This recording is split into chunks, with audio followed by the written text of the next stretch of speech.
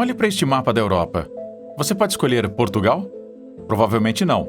O país mostrado em azul é ofuscado pela Espanha, mostrado em amarelo.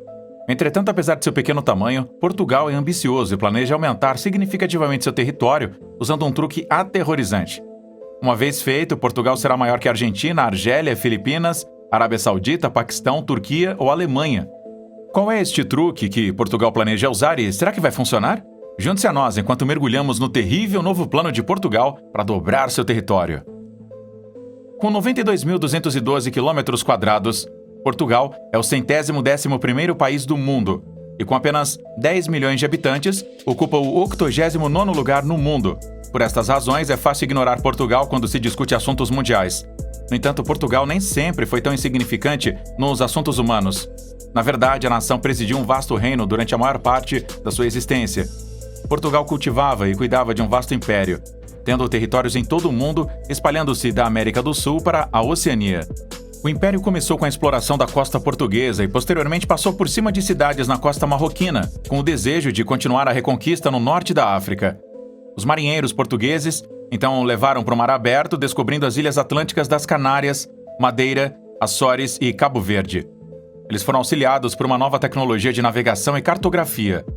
Portugal desembarcou na costa da África, foi explorado e estabeleceu portos comerciais. Depois de finalmente contornar o Cabo da Boa Esperança, na África do Sul, em 1488, o explorador português Vasco da Gama chegou à Índia por uma rota marítima. Não demorou muito para a nação ter acesso e depois dominar o comércio de especiarias da Índia para a Europa. Em 1500, Portugal havia chegado à América do Sul e iniciado a colonização do Brasil, que se tornaria então sua maior colônia e agora o país de língua portuguesa com a maior população. Entretanto, enquanto Portugal continuava a se expandir, começou a escrever um dos capítulos mais sombrios de sua história: escravidão. O comércio transatlântico de escravos, em particular. Devido ao motivo de lucro e à falta de indígenas americanos para fazer o trabalho duro, Portugal começou o comércio triangular. Eles pegavam alguns produtos feitos na Europa e os vendiam na África para comprar escravos, que eles transportavam para o Brasil para trabalhar em plantações e minas. E esses produtos eram então enviados de volta para a Europa para vender. Nada era tão lucrativo financeiramente como a mão de obra gratuita.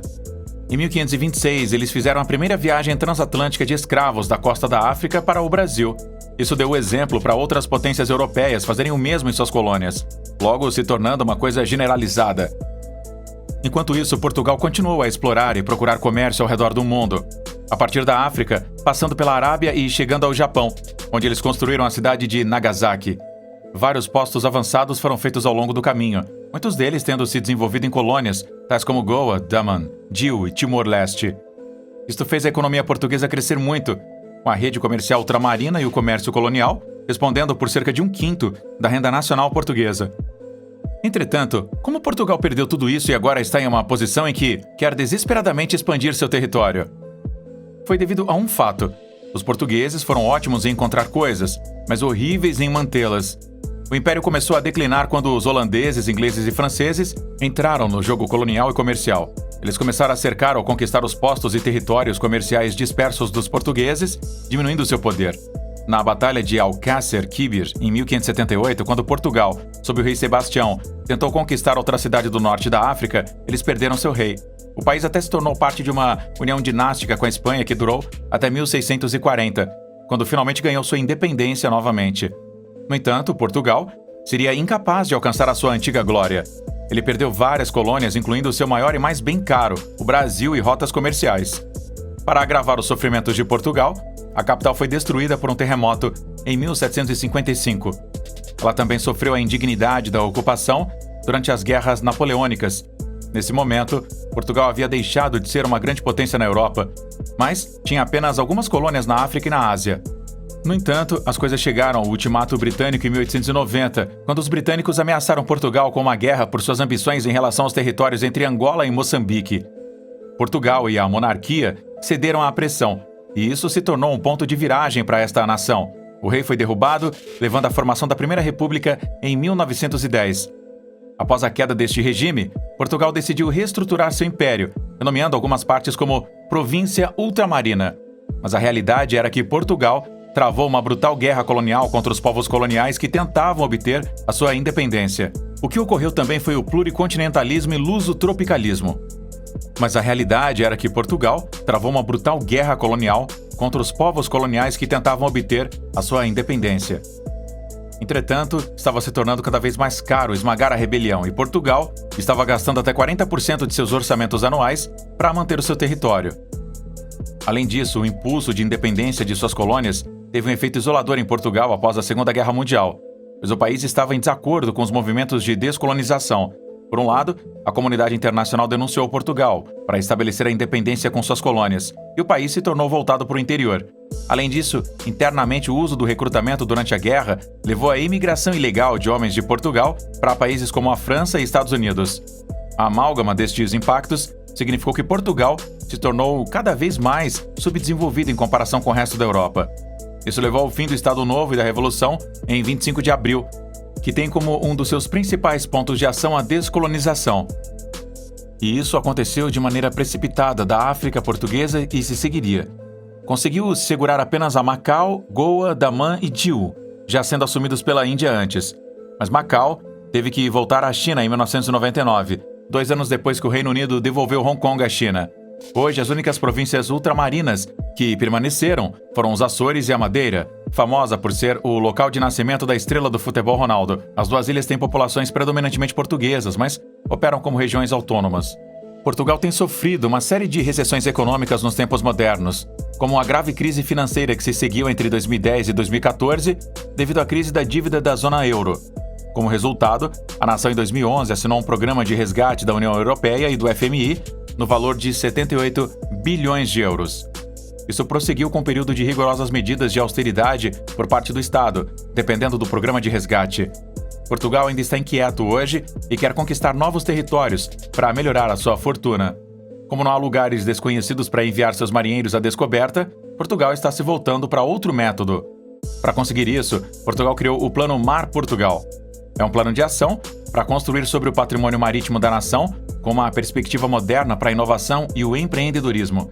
O foco é promover e desenvolver a competitividade da economia marítima de Portugal no Oceano Atlântico para acomodar os mercados europeus e mundiais. Se bem sucedido, o governo espera aumentar a proporção de sua economia através do Atlântico para 50% do seu PIB total. O princípio-chave do plano de ação do governo é a reivindicação de Portugal para uma plataforma continental estendida, além das 200 milhas náuticas da sua linha costeira. Você vê sob a Convenção das Nações Unidas sobre o Direito do Mar de 1982, as águas territoriais de Portugal e suas regiões autônomas se estenderam por 12 milhas náuticas ou 22,2 quilômetros da linha de base da costa. Dentro destas águas, Portugal tem plena soberania, desde o espaço aéreo acima até abaixo da superfície da água. No entanto, navios estrangeiros ainda estão autorizados a passar sob a disposição de passagem inócua, declarada no artigo 19. É aqui que a situação se torna interessante. A Zona Econômica Exclusiva de Portugal, ou ZEE, estende-se a 200 milhas náuticas, ou 370,4 quilômetros da costa. Isso também se aplica às duas ilhas de Portugal. Dentro da ZEE, Portugal tem direitos exclusivos de uso e licenciamento de recursos naturais abaixo da superfície do mar para atividades como mineração, mas as águas de superfície permanecem sob a jurisdição de águas internacionais. Um ponto de nota aqui é que é por isso que as nações lutam duro para reivindicar e reter ilhas que podem parecer sem valor. É pela mesma razão que a China está construindo ilhas geoestratégicas artificiais, como as do Mar do Sul da China. Elas são usadas para reivindicar o acesso a certos territórios e recursos. Apesar de seu pequeno tamanho, Portugal tem a quarta maior ZEE da União Europeia, com 1,7 milhões de quilômetros quadrados. Sua maior de seus territórios circunda o arquipélago dos Açores, com uma área de 953.667 quilômetros quadrados. Em 11 de maio de 2009, de acordo com o artigo 76 da Convenção das Nações Unidas sobre o Direito do Mar, Portugal apresentou uma reclamação para estender os limites da sua plataforma continental para além das 200 milhas náuticas da linha de base costeira, até 350 milhas náuticas ou 648 quilômetros. Em abril de 2005, Lisboa criou o Grupo de Trabalho para a Extensão da Plataforma Continental, para preparar uma reivindicação à Comissão da ONU sobre os limites da Plataforma Continental. A ONU ainda está processando a reivindicação, mas se validada, Portugal poderia mais do que dobrar o seu território para 3,8 milhões de quilômetros quadrados reivindicando um adicional de 2,1 milhões de quilômetros quadrados como parte da sua plataforma continental. E de uma só vez, Portugal se tornaria um dos maiores países do mundo, embora apenas 3% de seu território fosse terrestre. Como estamos falando da plataforma continental aqui, Portugal teria menos direitos exclusivos do que a ZEE e as águas territoriais. Portugal teria apenas direitos exclusivos sobre os recursos encontrados no fundo e subsolo oceânico, mas não sobre os recursos dentro d'água. Assim, atividades como mineração e perfuração na alegada plataforma continental estendida seriam exclusivas para Portugal, enquanto a pesca seria acessível a qualquer pessoa. Ao ganhar direitos sobre as vastas áreas do fundo do mar, como aquelas encontradas perto da crista do Médio Atlântico, perto do arquipélago dos Açores, o país tem acesso exclusivo potencial a grandes quantidades de depósito mineral, ainda por descobrir. Além disso, a ZEE de Portugal está estrategicamente posicionada na frente atlântica, que contém as passagens essenciais para a navegação equatorial e meridiana. Portugal espera construir portos capazes de transportar carga intercontinental, conectando-se com o resto da Europa, e novos estaleiros e portos para oferecer serviços como a construção naval. Vamos ver o que você acha de Portugal se tornar subitamente um dos maiores países do mundo na seção de comentários.